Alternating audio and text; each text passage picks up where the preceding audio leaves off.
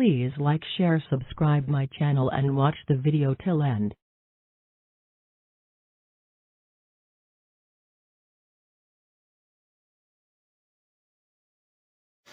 नमस्कार दोस्तों, welcome to science and innovative brain. आज मैं आपको पढ़ाऊंगा किरचॉफ लॉ। किरचॉफ लॉ क्या होता है? एक्चुअली ये टॉपिक बहुत इंपॉर्टेंट है। अगर आप इस टॉपिक को अच्छी तरह से पढ़ेंगे तो ही आप आगे के प्रॉब्लम सॉल्व कर सकते हैं। और कोई भी इलेक्ट्रिकल का कोई भी क्वेश्चन या कोई भी चीज़ है, हर एक क्वेश्चन में लगभग जो भी सर्किट्स हैं उसमें किरचॉफ लॉ लगता ही लगता है।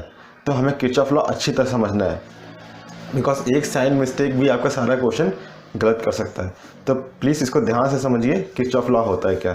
तो चलिए स्टार्ट करते हैं। आज के टॉपिक हमारा किरचॉफ लॉ। तो किरचॉफ लॉ क्या होता है? किरचॉफ लॉ में भी दो लॉ होते हैं। एक होता है किरचॉफ करंट लॉ, एक होता है Kirchhoff voltage law. Current law को बोलते हैं KCL, वोल्टेज लॉ को बोलते हैं KVL। किरचॉफ करंट लॉ,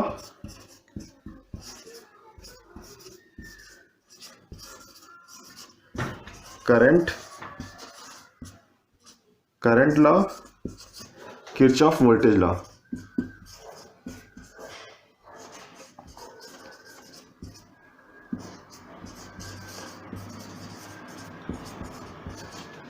तो ये हमारे दो लॉ होते हैं किरचॉफ के। जो किरचॉफ साइंटिस्ट थे उन्होंने ये दो लॉ दिए थे, किरचॉफ का एक करंट लॉ, एक वोल्टेज लॉ। तो चलिए किरचॉफ करंट लॉ क्या होता है हम समझते हैं। किरचॉफ करंट लॉ कहता है, स्टेटमेंट कहता है कि if any circuit is there, so at any point और any node the going current and means towards current and out going current, some algebraic sum of the current at any node or any point is equal to 0। तो algebraic Kirchhoff law क्या बोलता है? algebraic sum of current at any node or point equal to 0। तो हमें क्या करना है, कोई भी करंट जो होगी उसका एल्जेब्रिक सम जो हम निकालेंगे उसको हम वो जो होगा वो लगभग 0 के बराबर, वो पूरा 0 के बराबर होगा उसका एल्जेब्रिक सम। तो मान लीजिए ये स्टेटमेंट है इसका।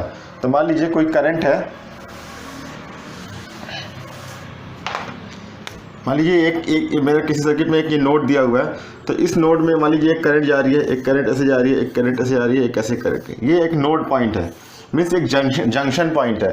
तो this is a junction, this is a junction.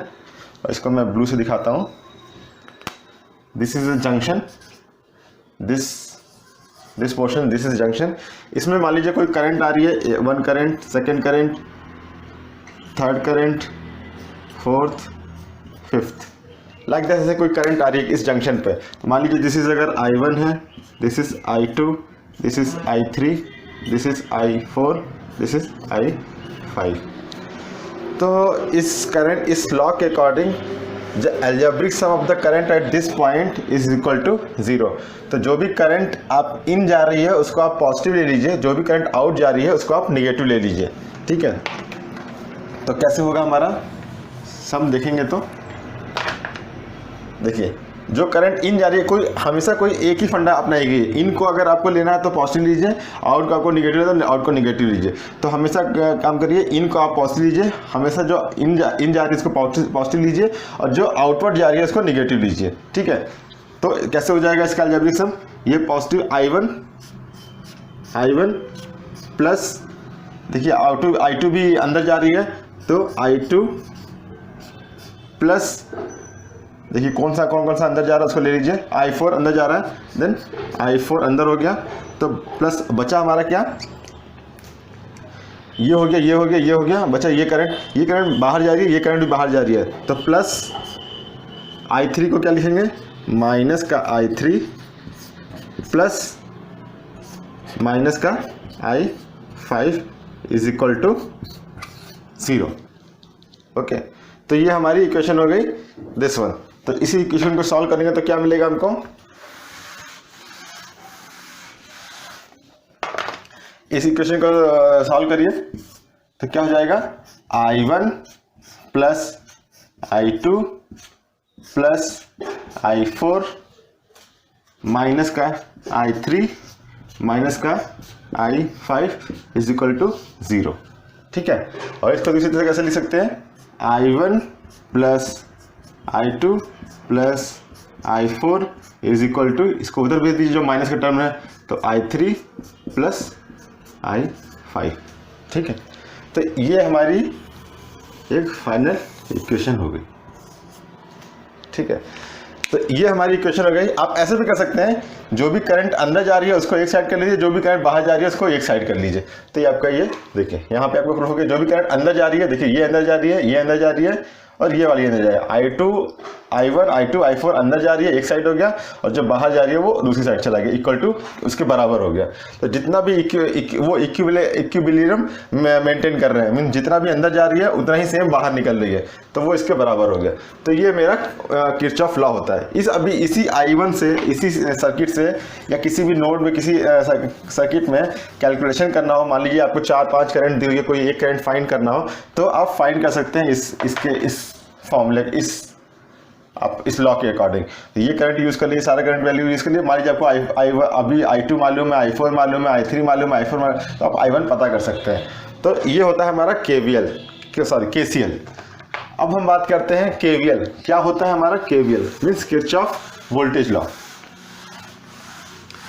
समझ में आ रहा होगा आप लोग को, बहुत ध्यान से समझिएगा, बिकॉज ये बहुत ही इंपॉर्टेंट टॉपिक है। और थोड़ा भी एक मिस्टेक क्या करेगा, एक प्लस माइनस का साइन भी होगा, आपको सारा क्वेश्चन गलत हो जाएगा। तो आप ध्यान दी। अब हम बात करेंगे KVL की। KVL, तो KVL क्या बोलता है? KVL बोलता है कि KVL कहता है कि किसी भी क्लोज मैश या सर्किट्स में, मान लीजिए आपको कोई क्लोज मैश या सर्किट दिया हुआ है, उस सर्किट में algebraic sum of the EMF and the plus voltage drop is equal to 0। तो एल्जेब्रिक सम मीन्स हमें साइन के साथ में लेके चलना है। ठीक है, algebraic sum of the EMF और source voltage is equal to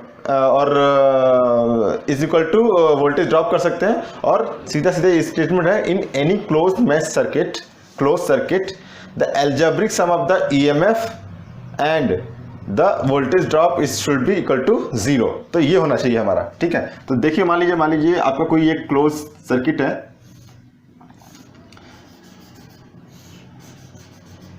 ये आपका कोई क्लोज सर्किट दिया हुआ है, ये आपका एक EMF हो गया।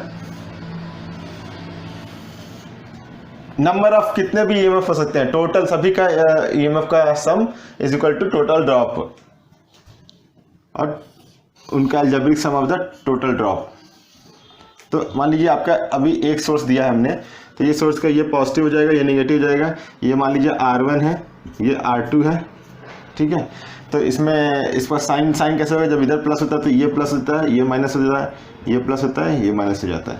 ठीक है, तो इसमें आप अलजेब्रिक सम लगा लीजिए। इसमें कोई करंट फ्लो होती है आपकी I, because close loop circuit है। ठीक है, तो एक करंट फ्लो होगी I। इसका EMF हमने बोल दिया E हो गया, इसको हमने बोल दिया V1 हो गया, इसका बोल दिया V2 हो गया। ठीक है, तो हम बात कर रहे हैं algebraic sum of the EMF mean source voltage is plus the algebraic sum of the drops, तो उसका सम इज इक्वल टू 0 होगा। तो देखिए सर्किट में कैसे होगा, इसके अकॉर्डिंग क्या हो जाएगा, algebraic sum of all EMF electromotive force जो कि जनरेट हो रहा है किसी सोर्स से, sum of the EMF and algebraic sum of voltage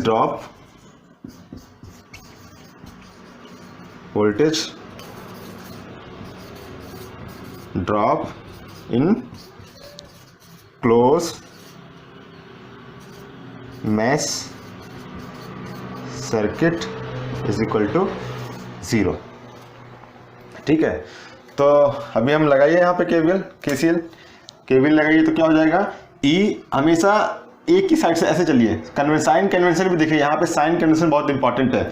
अगर बैटरी का ये पॉजिटिव टर्मिनल ये निगेटिव टर्मिनल, आप हमेशा बैटरी का जिस टर्मिनल से निकल के जिस टर्मिनल पे जा रहे हैं उसका साइन लीजिए। मतलब आप साइन लेंगे निगेटिव से आप जाके पॉजिटिव पे जा रहे हैं तो हमेशा निगेटिव से पॉजिटिव का साइन लीजिए। तो सेम यहाँ पे क्या हो जाएगा, यहाँ पे देखिए क्या हो जाएगा, पॉजिटिव का साइन लीजिए तो क्या हो जाएगा, ये ई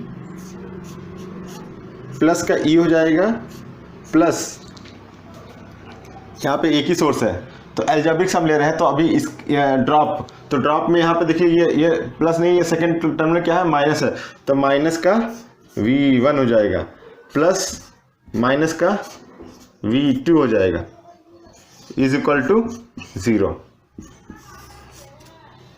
ओके, तो ये हो गया हमारा। इसको देख और सॉल्व करें तो क्या हो जाएगा, E minus V1 minus V2 is equal to 0।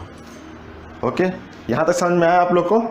ये आप लोग को समझ में आया होगा कैसे साइन लिया, साइन कन्वेंशन लिया हमने। जिधर हम जिस प्लेट पे जा रहे हैं उसी प्लेट का हमेशा लेना, मीन्स जो सेकंड प्लेट है हमेशा, अगर मान लीजिए प्लेट नंबर 1 है या प्लेट नंबर 2 है तो हमेशा सेकंड प्लेट का साइन लीजिए। तो ये साइन इस केस में सेकंड प्लेट क्या हो जाएगा, ये इधर वाला साइन, मीन्स आप क्लॉक वाइज घूम रहे हैं तो जो सेकंड आता है नंबर पे आता है उसका साइन लीजिए। तो ये एक साइन हो जाएगा, इसमें सेकंड नंबर क्या आता है, ये वाला आता है, इसमें सेकंड नंबर क्या आता है, ये वाला आता है, तो इसके बराबर हो जाएगा। इस तरह से एक साइन कन्वेंशन क्या करेगा, सारा क्वेश्चन आपका गलत कर सकता है। तो इस तरह से हमारा ये हो गया, ये आप नोट कर लीजिए। तो हमारा क्या हो गया, E is equal to V हो गया। अभी इसको और कैसे लिख सकते हैं, E is equal to V1 plus V2 हो गया। और E को क्या, E is equal to V1 को क्या लिख सकते हैं, V1 क्या है, इसके क्रॉस का वोल्टेज ड्रॉप है, तो V इज इक्वल टू क्या हो जाएगा, I इंटू R1। तो ये हो जाएगा I इंटू R1 प्लस ये क्या हो जाएगा, I इंटू R2। अभी हमारा साइन कन्वर्शन नहीं लेना है बिकॉज हमने साइन कन्वर्शन पहले ही वोल्टेज के हिसाब से यूज कर दिया। तो ये हमारा हो गया किरचॉफ वोल्टेज का लॉ। तो this is the Kirchhoff voltage law.